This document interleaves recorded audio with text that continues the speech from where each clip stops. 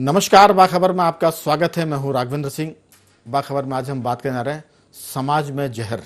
दरअसल आज मुख्यमंत्री शिवराज सिंह चौहान ने सुबह 6:30 बजे मुख्यमंत्री निवास में अधिकारियों की एक गंभीर मुद्दे पर बैठक की। मुद्दा यह था कि मध्य प्रदेश में खरगोन से लेकर नीमच तक बीच में सिवनी मालवा भी आ गया, जिसमें आदिवासियों पर मॉब लिंचिंग हुई और गौ हत्या और गौवंश को लेकर तस्करी के मामले में आदिवासियों के साथ इतनी मारपीट हुई कि मौत भी हो गई। उसमें यहाँ से बात गंभीरता से शुरू होती है।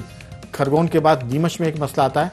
सरकारी जमीन पर लोग मंदिर बना देते हैं और उस मंदिर के बाद हनुमान चालीसा का पाठ करते हैं। विवाद शुरू हो जाता है क्योंकि जहाँ मंदिर बनाया गया था उसके पास अल्पसंख्यक वर्ग का भी धार्मिक स्थल था। तो इस पूरे मुद्दे पर मुख्यमंत्री शिवराज सिंह के तेवर सख्त थे। उन्होंने कहा था कि मध्य प्रदेश में सामाजिक समरसता पर कोई आंच नहीं आनी चाहिए और इस पूरे मामले में अधिकारी जो हैं वो गंभीरता से काम करें।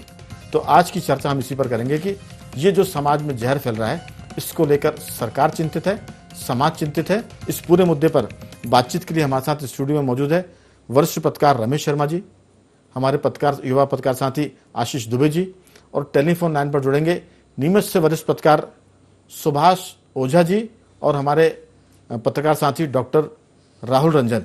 आप चारों का बहुत बहुत स्वागत है। ओझा जी, मेरी आवाज सुन पा रहे हैं? हाँ, बिल्कुल आवाज आ रही है। दरअसल चर्चा की शुरुआत आपसे इसलिए करना चाहते हैं क्योंकि नीमच आज मुख्यमंत्री जी की बैठक में सबसे खास मुद्दा था, क्योंकि नीमच में जिस तरह की अशांति हुई है, जो एक तरह से तनाव पैदा हुआ है। आपने अपने आर्टिकल में लिखा भी है कि नीमच से सीआरपीएफ का गठन हुआ और सीआरपीएफ देश में शांति का काम करती है, जहां दंगे होते हैं वहां रोकती है और वो देश की सीमा की रक्षा भी करती है। एक बात। दूसरा, आपने जिक्र किया था कि एक सूफी जो है वो स्वर्ग चले गए, जन्नत चले गए, और वहां देखते कि जो पृथ्वी पर सुख शांति और प्रेम भाव था वही स्वर्ग में था। उन्होंने पूछा देवदूत से कि फिर ऐसे में धरती और स्वर्ग का क्या फर्क है।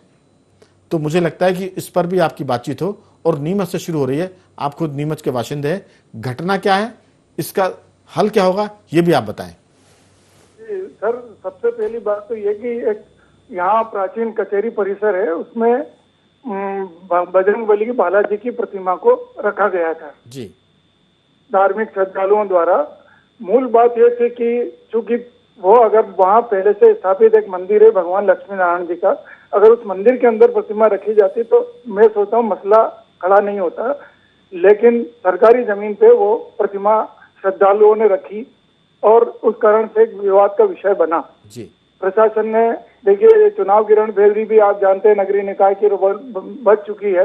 तो सत्तारूढ़ पार्टी और मुख्यमंत्री जी के तेवर बहुत सकारात्मक तेवर सामाजिक समरसता को लेकर, और विपक्ष की भी हर घटना पर पैनी निगाह इस समय है। तो दोनों तथ्यों के मद्देनजर प्रशासन, पुलिस प्रशासन हर बात को बहुत ही गंभीरता से फूक फूक के कदम रख रहा है, और उन्होंने उस प्रतिमा को वहां से हटाया और बहुत सम्मान, बहुत श्रद्धा के साथ पुलिस परिसर में उस प्रतिमा को फिलहाल रखा गया है। मूल बात यह है सर कि देखिए, किसी भी स्थान की, किसी भी शहर की, किसी भी जगह की स्थायी शांति कभी भी पुलिस प्रशासन, सरकार और नेताओं के भरोसे स्थायी शांति का सृजन नहीं हो सकता। सबसे स्थायी शांति का सृजन होता है वहाँ के मूल बाशिंदों का, उस शहर का नेचर क्या है, उस शहर का स्वभाव क्या है, शहर की परंपराएं क्या है, और परंपराओं में आम जनता किस तरह उनका निर्वाह करती है। इस संदर्भ में मुझे बहुत गर्व के साथ ये कहना पड़ेगा कि मालवा अंचल का मध्य प्रदेश की सीमा पे बसा हुआ नीमच शहर जो है, ये बहुत ही शालीन, सभ्य, संस्कृत शहर रहा है। यहाँ की परंपरा, यहाँ की विरासत बहुत अच्छी रही है। यह राजनीतिक दृष्टिकोण से देखें तो हम कुशाभाऊ ठाकरे जी, वीरेंद्र कुमार सकलेजा जी, सुंदरलाल पटवा जी, बैरिस्टर उमाशंकर त्रिवेदी जी, और कांग्रेस के सीताराम जाजू जी, बालकवि बैरागी जी, पंडित बद्रीदत्त भट्ट, रघुनंदन प्रसाद वर्मा जी, घनश्याम पाटीदार जी जैसे चिंतक, राजनीतिक मनुष्यों की कर्मभूमि रही है।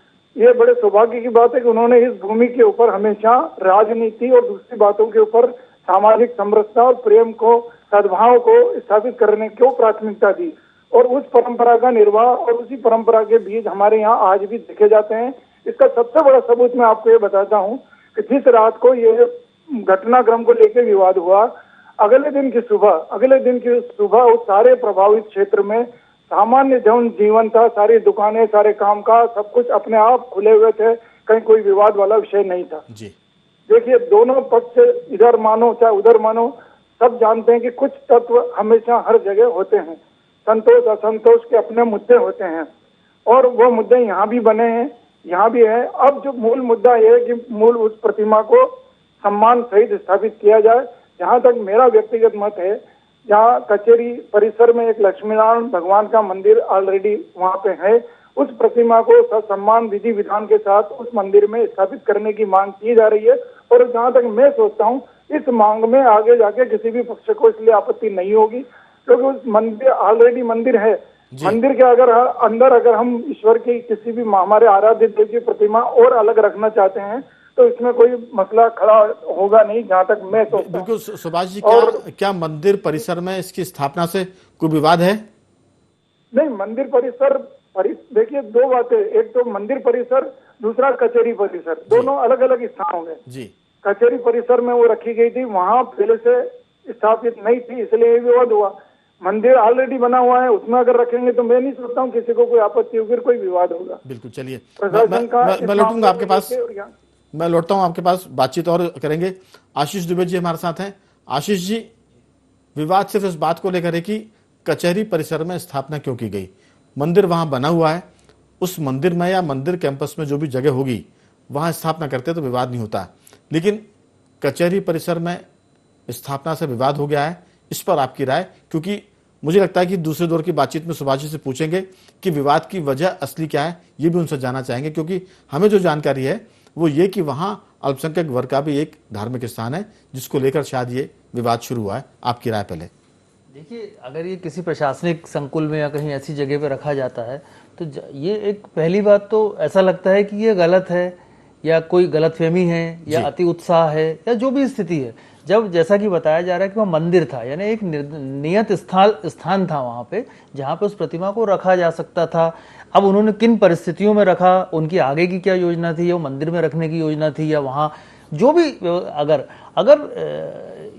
ये जो स्थिति सामने आई है तो उसमें जाहिर तौर पर है कि कोई ना कोई, जैसा आप बता रहे एक धार्मिक परिसर वहाँ पे और था, तो इस ऐसी स्थिति में जाहिर तौर पर कोई ना कोई संतोष असंतोष की बात भड़केगी ही।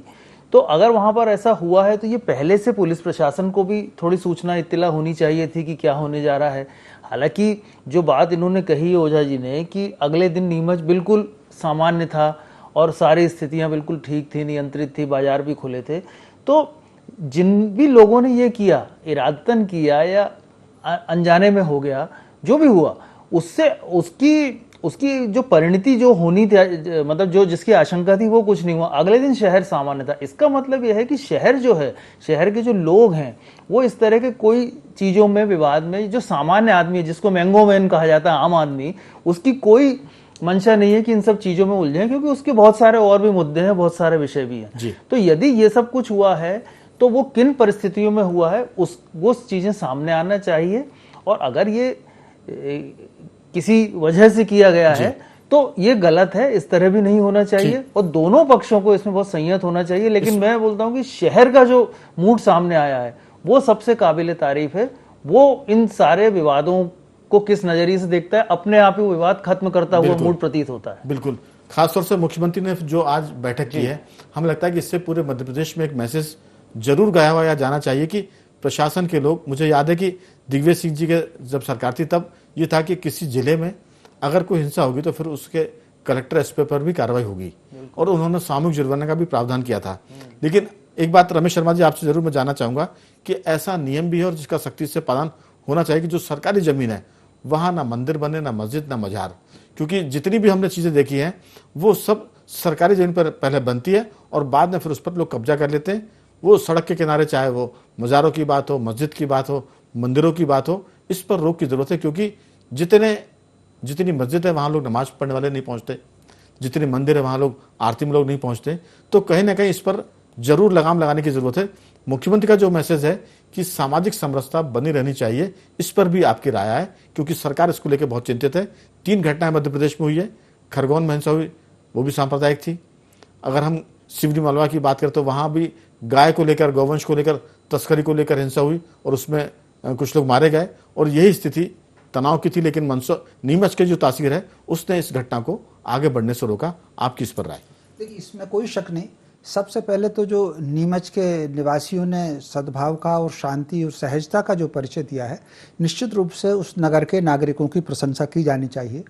दूसरी, जैसे आज बिल्कुल बड़े सवेरे लगभग 6:30 बजे के आसपास मुख्यमंत्री जी ने इस सारे तनाव की जो बैठक बुलाई है और जिला प्रशासनों को जो निर्देश दिए हैं, तो मैं समझता हूँ ये प्रयास भी उनका अच्छा है।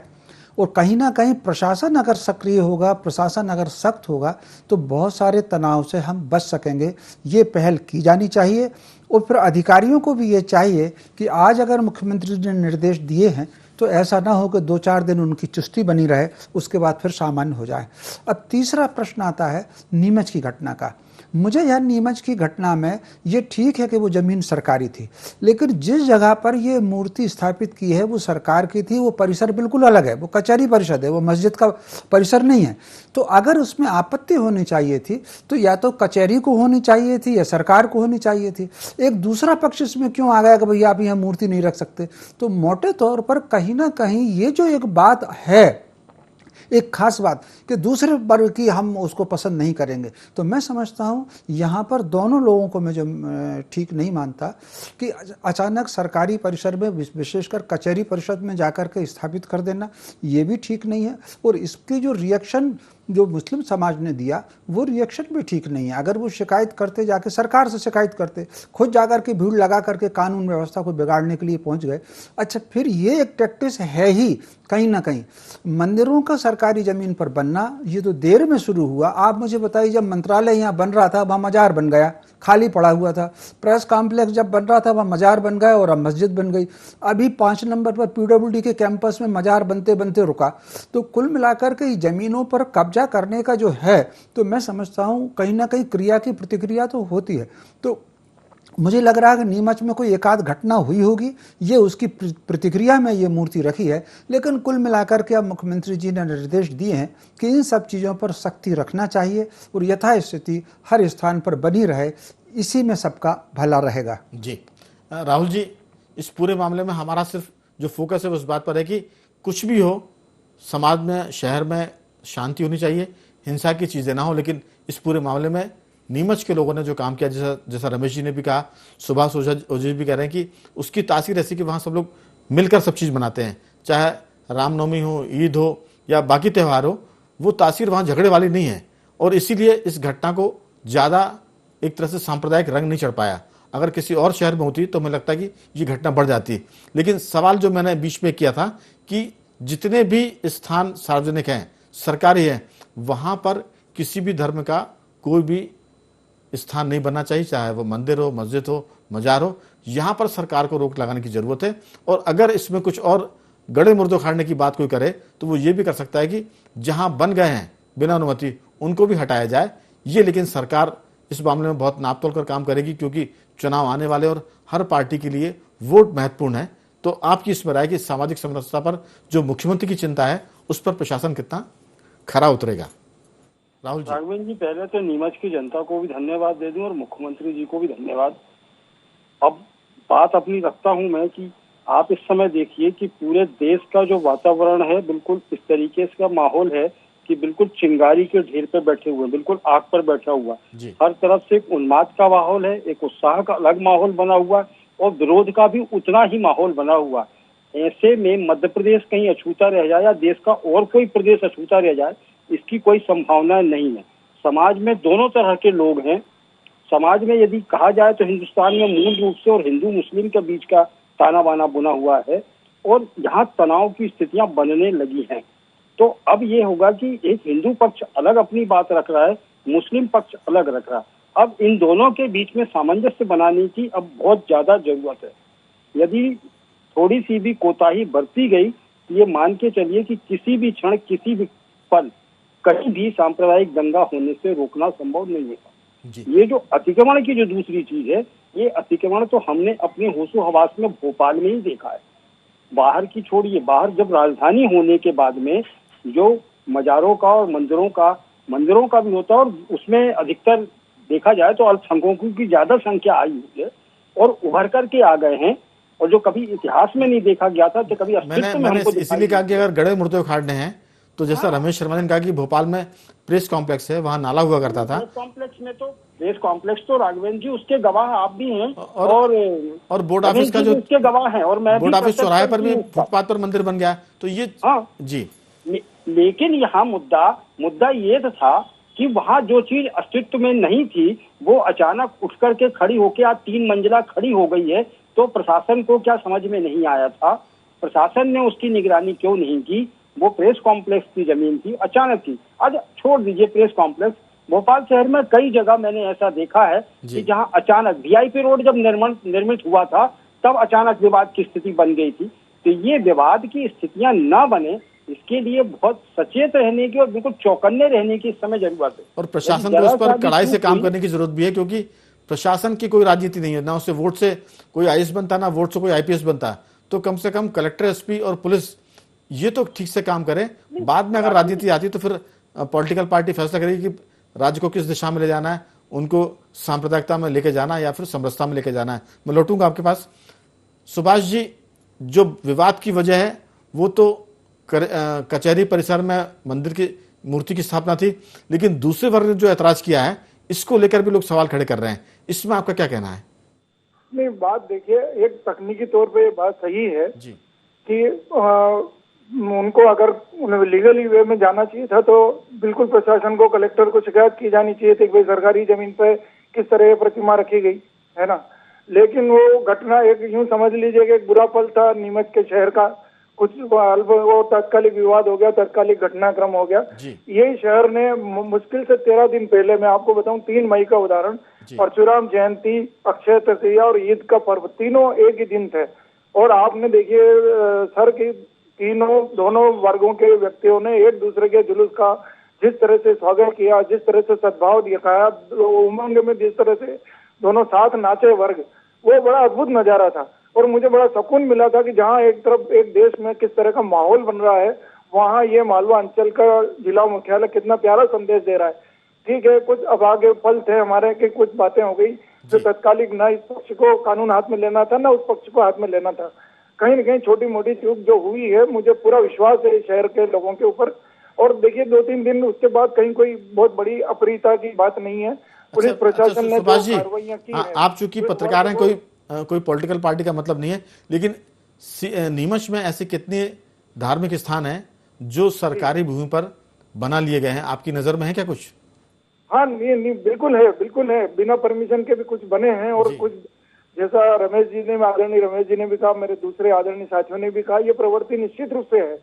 और ये बात भी बिल्कुल सही है कि अगर हमें जैसे जिस तरह के माहौल देश में, प्रदेश में, क्षेत्र में बनते हैं, तो प्रशासन को इस मामले को लेकर बहुत अतिरिक्त सतर्कता की जरूरत है कि जो हुआ सो हुआ, जो हुआ उसे दुरुस्त करने का एक सामंजस्यपूर्ण तरीका निकालेंगे। लेकिन कम से कम कोई नया विवाद, नई जगह इस तरह के कार्यक्रम नहीं हो, इस तरह के निर्माण नहीं हो, इसके बारे में प्रशासन को बिल्कुल चौकन्ना रहना पड़ेगा। क्योंकि घटना एक हो जाती है, हम सब जानते हैं, इस तरह की सारी घटनाओं के अंदर अंततः भुगतना आम आदमी को और शहर को पड़ता है।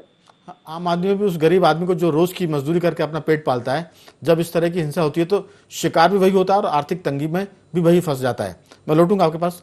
दुबे जी, दरअसल इसमें प्रशासन की भी जागते रहने की जरूरत है। जैसे कहते हैं ना कि एक फिल्म आई थी 3 इडियट्स, उसमें एक चौकीदार था जो लोगों से कहता था कि ऑल इज वेल, लेकिन जब बाद में पता हुआ कि चोरी हो गई और उसके बाद जब वो चौकीदार को पकड़ा गया तो चौकीदार खुद ही अंधा था। तो यहाँ भी चौकीदार अंधे हैं।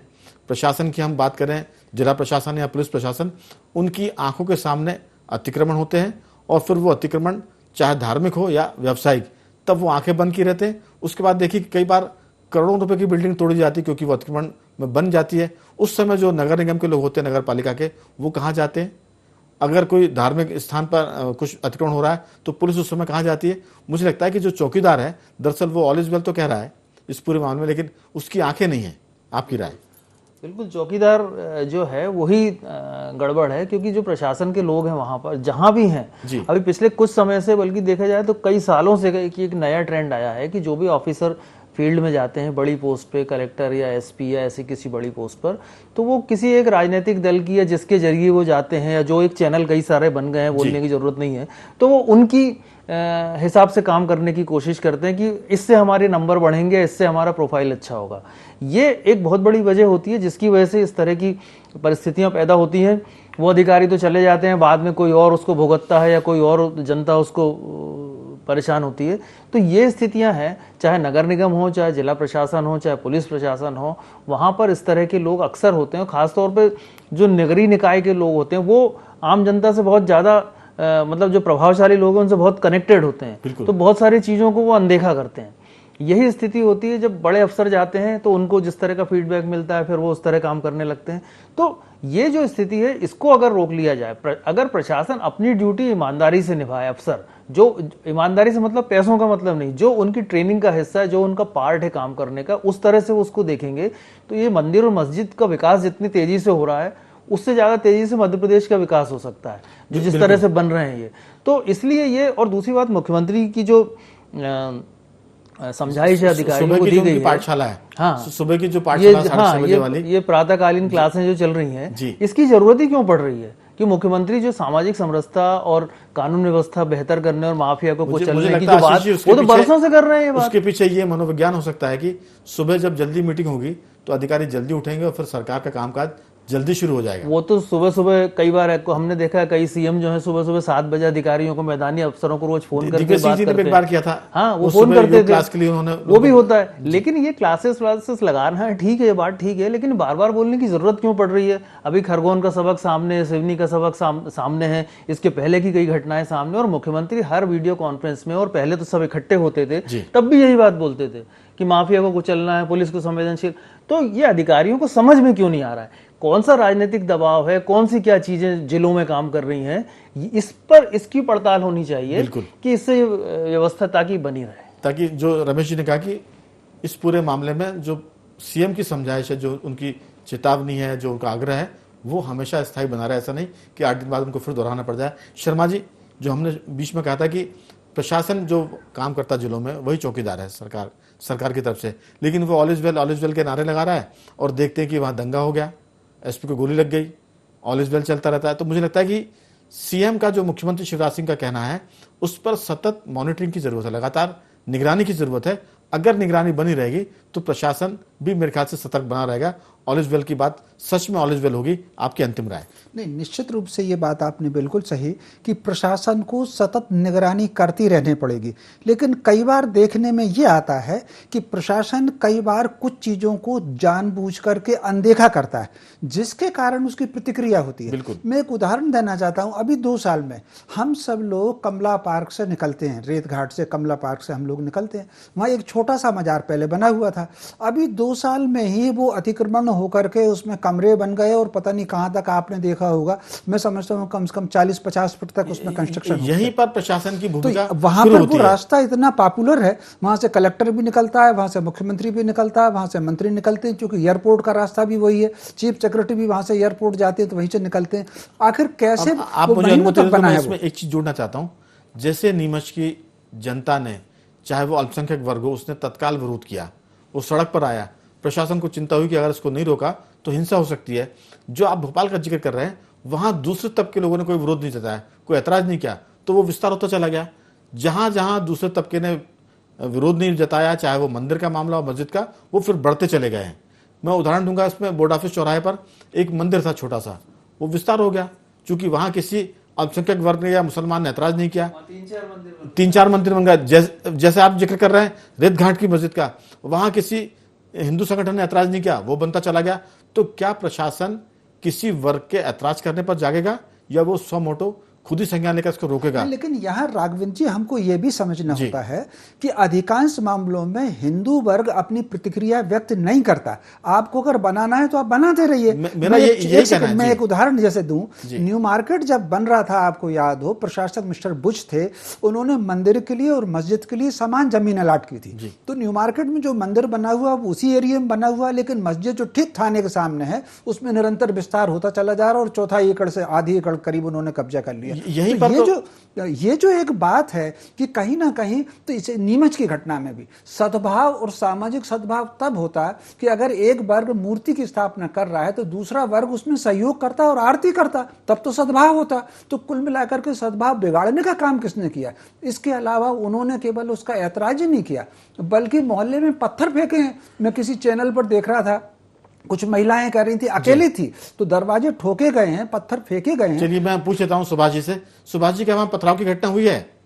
नहीं, पथराव तो निश्चित रूप से हुआ है, लेकिन चलिए ये दुखद है, इस पर हम बहुत विस्तार से नहीं जाएंगे कि इस पर विस्तार से जाएंगे। सिर्फ जो शर्मा जी कह रहे हैं, हम दर्शकों को उसकी पुष्टि करवाना चाहते थे।